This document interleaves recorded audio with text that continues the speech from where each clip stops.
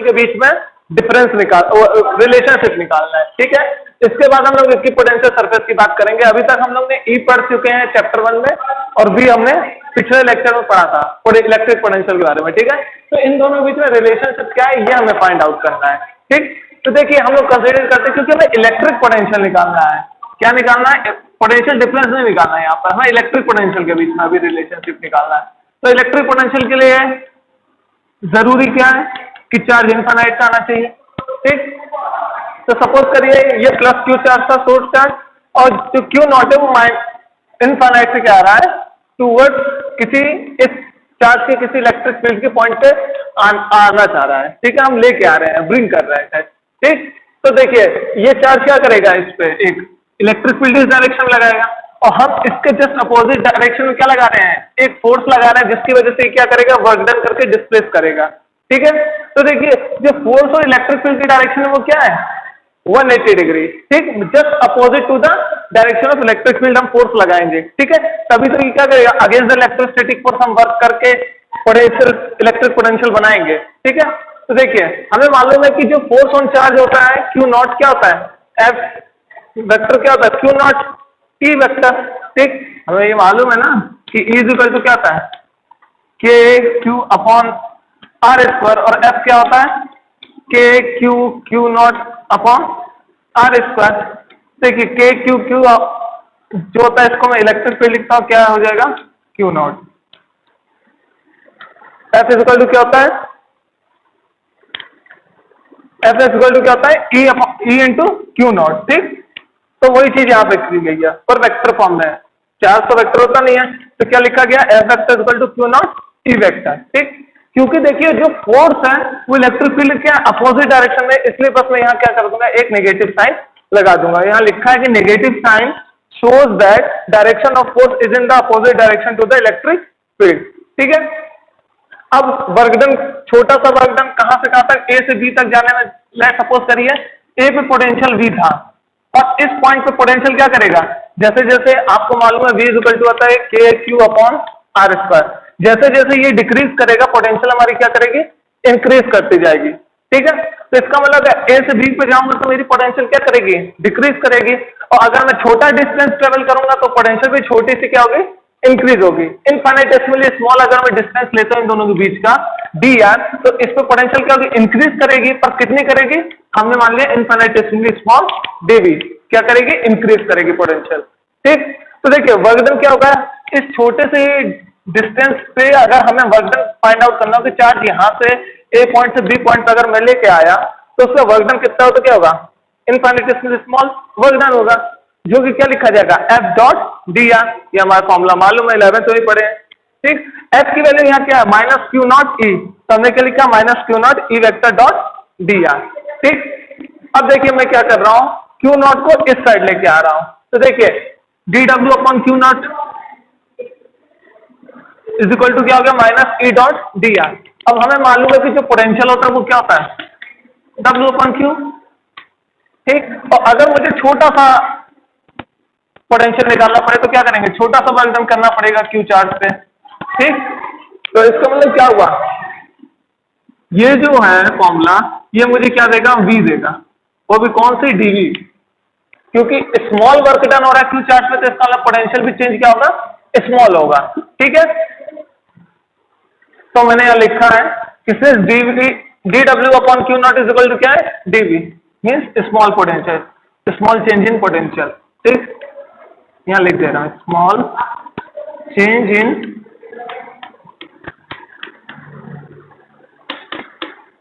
Potential, ठीक है। तब देखिए डीवी क्या हो जाएगा, ये डीवी हो जाएगा, तो डीवी इक्वल टू क्या हो जाएगा, minus E dot d are हो जाएगा, ठीक है। और ये सबसे जनरल फॉर्मूला है, ये क्या है, सबसे जनरल फॉर्मूला है, इसको आप याद रखिएगा, ठीक है। अब हम इसको सॉल्व कैसे करेंगे, लेट्स सपोज, अब सपोज कर रहे हैं कि जो ई की डायरेक्शन है वो एक्स पे है, ठीक। तो ई की डायरेक्शन एक्स पे है तो क्या लगेंगे, ई एक्स आई के विथ इलेक्ट्रिक फील्ड का मैग्नीट्यूड और उसकी डायरेक्शन, वही तो वेक्टर होता है, ठीक। और डी आर हमें क्या मालूम है, जो पोजीशन वेक्टर होता है वो क्या होता है, एक्स में कितना चेंज हुआ, वाई में कितना चेंज हुआ, और जेड में कितना चेंज हुआ, ठीक, उसी को डी आर बोलते हैं। तो डी आर वेक्टर क्या है, d x i d y j और डी जेड के कैप, ठीक है। तो देखिए ई हमें क्या माने हैं, ई एक्स आई, तो हमने ई एक्स आई लिखा, माइनस साइन यहाँ पे, तो माइनस साइन ई की वैल्यू क्या है, ई एक्स आई, ठीक। और डी आर का मतलब क्या होता है, d x i d y j और डी जेड के। अब ये डॉट प्रोडक्ट है तो इसका मतलब क्या हुआ, जो यूनिट वेक्टर सेम होंगे, केवल वही क्वांटिटी बचेंगी, बाकी सब क्या हो जाएंगे, जीरो। क्यों, क्योंकि हमें मालूम है आई डॉट जे भी क्या होता है, जीरो होता है, आई डॉट के भी क्या होता है, जीरो होता है। बस आई डॉट आई जो होता है वेक्टर, वो क्या होता है, 1 होता है, बाकी सब क्या होते हैं, जीरो होता है डॉट प्रोडक्ट में, ठीक।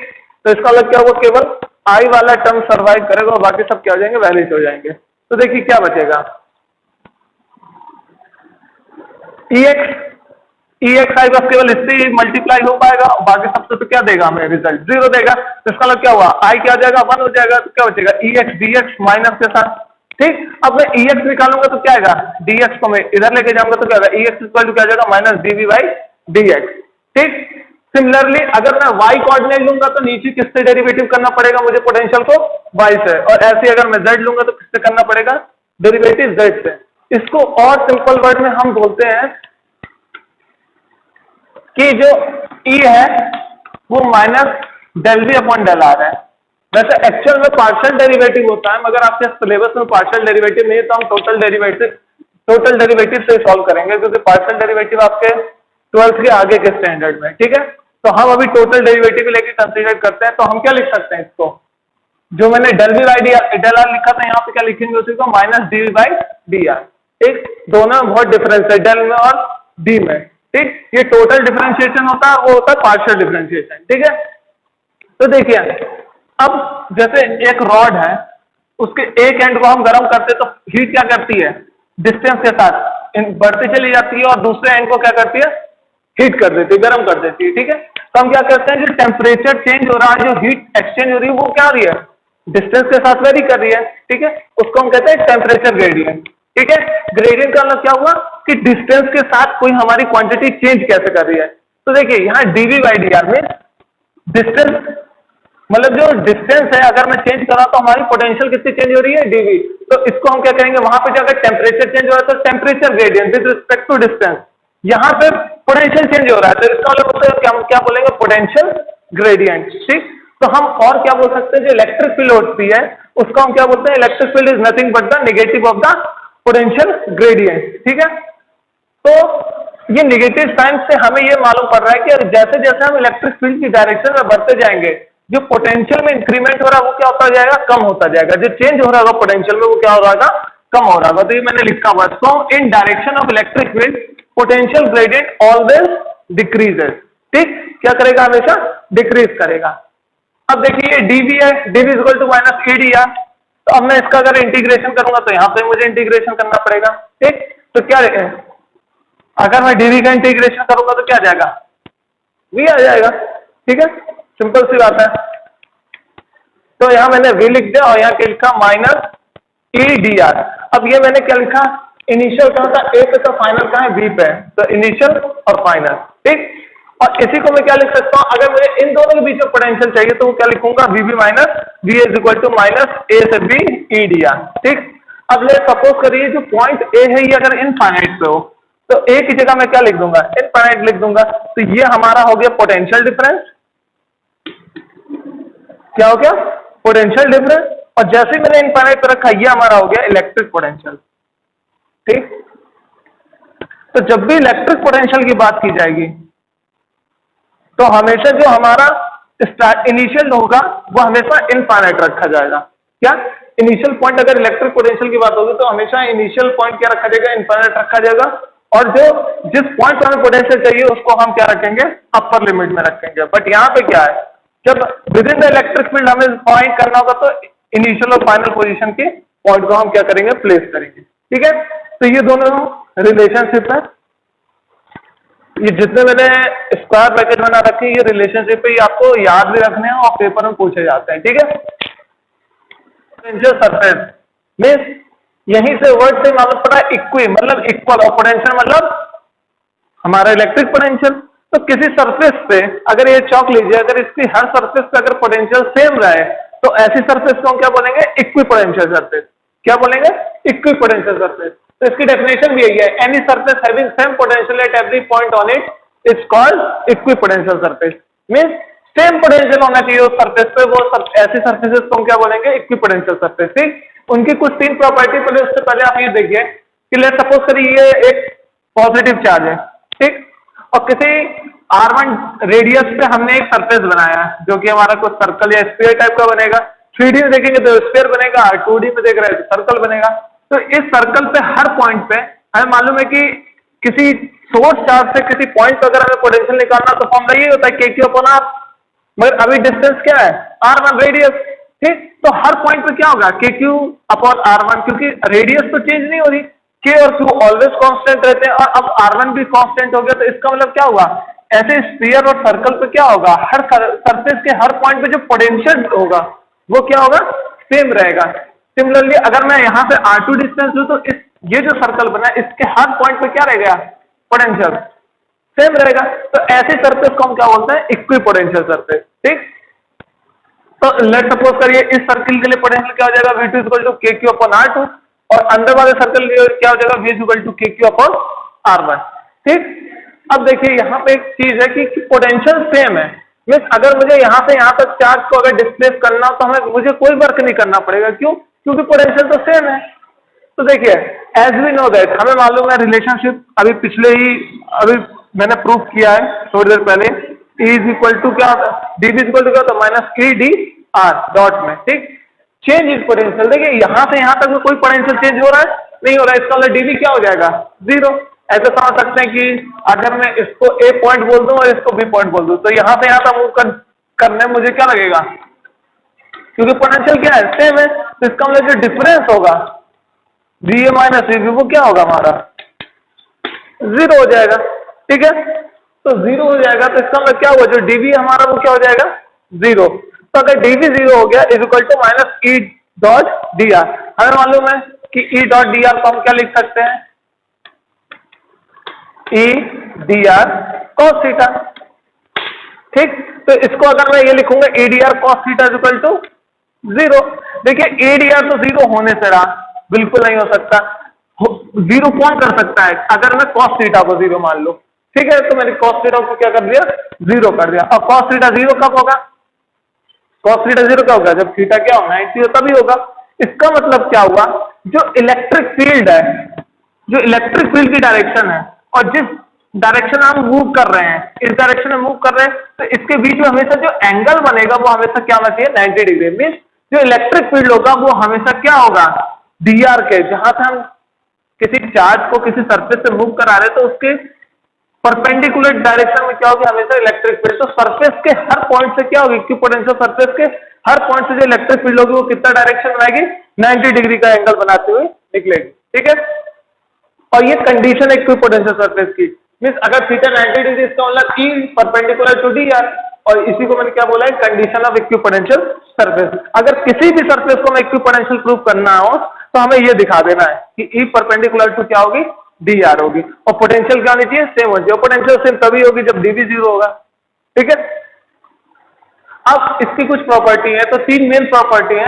ठीक है, पहली प्रॉपर्टी क्या है कि अगर मैं यहां से यहां तक अगर किसी चार्ज को मूव करता हूं तो उसका जो वर्क डन होगा वो क्या होगा? 0 होगा। मीन्स हमें यहां से यहां तक मूव कराने में कोई भी वर्क नहीं लगेगा। क्यों नहीं लगेगा? देखिए वर्क डन का फॉर्मूला क्या होता है? VB - VA = क्या होता है? WAB/Q0, पोटेंशियल डिफरेंस का फॉर्मूला। ठीक, जब हमें मालूम है कि VB और VA क्या है? सेम है, तो इसका मतलब क्या हुआ? ये क्वांटिटी क्या दे देगी हमें? इक्विपोटेंशियल सरफेस में क्या होता है? सारे पॉइंट पोटेंशियल सेम होते थे। इसका मतलब ये क्या हो जाएगा? 0, और Q0 0 से मल्टीप्लाई कर 0, तो वर्क डन में क्या हुआ? 0। ठीक, ये आपका मैथमेटिकल प्रूफ हो गया। अब दूसरी प्रॉपर्टी क्या है कि ये तो अभी बता दी मैंने कि जो इलेक्ट्रिक फील्ड है वो ऑलवेज परपेंडिकुलर टू द क्या होगा? सरफेस होगा। यही से प्रूफ हो गया, थीटा = 90 डिग्री से। ठीक है, अब तीसरी प्रॉपर्टी क्या है कि surface area close together in the region of strong electric field and vice versa. जो सरफेस एरिया होगा इक्विपोटेंशियल का वो बहुत पास होंगे। कहां पर? जहां पर इलेक्ट्रिक फील्ड जो होगी वो क्या होगी? स्ट्रॉन्ग होगी। ठीक है, अब वो कैसे होगी? देखिए हमें मालूम है E = क्या था? -dV/dr। और सिंस dV जो हमारा क्या है, कांस्टेंट है, चेंज ही नहीं कर रहा, तो हम क्या लिख सकते हैं, E directly proportional to 1/dr लिख सकते हैं, क्योंकि ये देखिए E क्या है, inversely proportional to, sorry E क्या है, इनवर्सली प्रोपोर्शनल टू dr, तो हमने क्या लिखा, E inversely proportional to dr। इसका मतलब क्या हुआ, जैसे जैसे इलेक्ट्रिक फील्ड इंक्रीज करेगी, जैसे जैसे dr इंक्रीज करेगा, इलेक्ट्रिक फील्ड क्या करेगी, डिक्रीज करेगी। तो इसको जस्ट मैंने उल्टा लिख दिया, इसको dr कर दिया, इधर E लेके चला गया। तो जैसे जैसे dr बढ़ता जाएगा, इलेक्ट्रिक फील्ड क्या होती जाएगी, कम होती जाएगी। मीन्स जैसे जैसे सरफेसेस के जो स्पेसेस हैं, इक्विपोटेंशियल सरफेसेस के स्पेसेस अगर बढ़ते जाएंगे स्पेसेस, तो क्या होगा, इलेक्ट्रिक फील्ड क्या होगी, डिक्रीज करती जाएगी। एक एग्जांपल समझिए तो आपको ज्यादा अच्छा से समझ में आएगा। लेट सपोज करिए पॉजिटिव नेगेटिव कैसे, तो आपके एनसीईआरटी में अच्छे से डायग्राम बनाया, मे भी मेरा डायग्राम बिगड़ जाए, ठीक। तो हमें मालूम है कि पॉजिटिव से इलेक्ट्रिक फील्ड क्या होती है, नेगेटिव की तरफ जाती है, ठीक। तो आप एनसीईआरटी एक बार देखिएगा, इसमें डायग्राम बहुत अच्छे से क्लियर कर दिया हुआ है।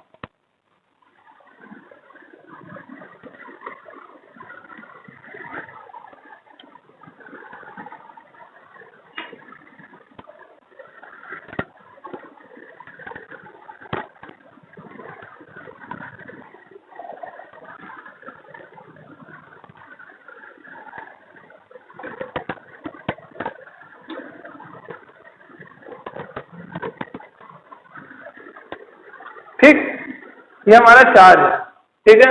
तो इलेक्ट्रिक फील्ड लाइन कुछ ऐसी होती है, तो थोड़ा बड़ा बना दो, ठीक। अब मुझे इक्विपोटेंशियल सरफेस बनाना है, तो देखिए ये मैंने इक्विपोटेंशियल सरफेस बनाया दोनों चार्जेस का, ठीक है।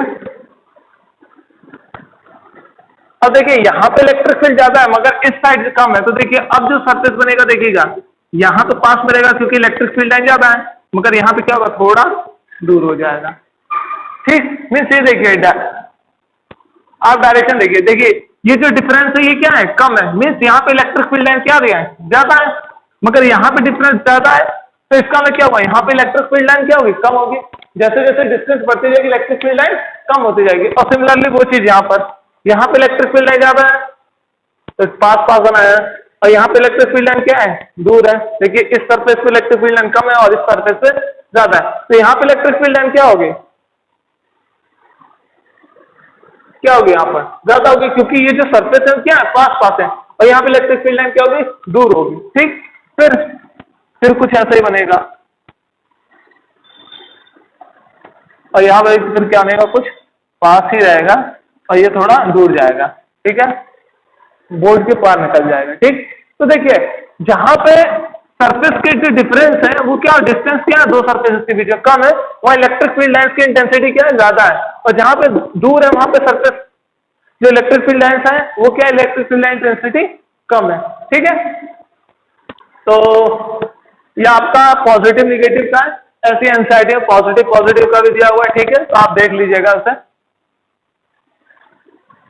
बस मुझे ये स्टेट बाय समझाना था आपको, इसलिए मैंने ये बताया। और जैसे प्लेन शीट होती है,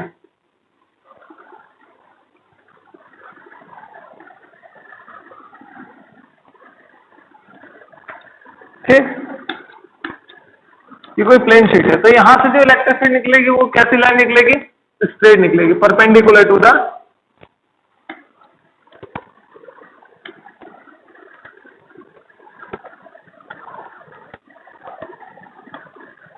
क्या होगी, अगर ये हमारी प्लेन है तो हमारी इलेक्ट्रिक फील्ड लाइन क्या होगी, इसके जस्ट परपेंडिकुलरली क्या करेगी, निकल जाएगी, ठीक है। तो ये बस दो तीन एग्जांपल है आपके, और इसी के साथ आपका एक्टिव सरफेस का टॉपिक क्या होता है, खत्म होता है, ठीक। अब हम लोग बात करेंगे पोटेंशियल एनर्जी की। अब तक पोटेंशियल बात कर ली, इलेक्ट्रिक पोटेंशियल क्या होता है, पोटेंशियल डिफरेंस क्या होता है, उसके बाद हम लोग ने डायपोल पे कैसे निकालते हैं, इक्वेटोरियल और एक्सियल दोनों हम लोग ने निकाल दिया। फिर उसके बाद हमने क्या किया, रिलेशनशिप देखा, किसके बीच में, रिलेशनशिप बिटवीन इलेक्ट्रिक पोटेंशियल और इलेक्ट्रिक फील्ड, और उसके बाद हमने इक्विपोटेंशियल पोटेंशियल सरफेस देखा। अब हम बात करेंगे पोटेंशियल एनर्जी की, ठीक है, कि जो पोटेंशियल एनर्जी वो कैसे स्टोर हो रही है, ठीक। अगर हम किसी चार्ज को एक पॉइंट से दूसरे पॉइंट लेके जा रहे हैं तो उसके कॉन्फ़िगरेशन में क्या हो रहा है, चेंज हो रहा है, और वो कॉन्फ़िगरेशन में जो चेंज होता है वो किस फॉर्म में स्टोर होता है, इलेक्ट्रिक पोटेंशियल एनर्जी के फॉर्म में, ठीक है।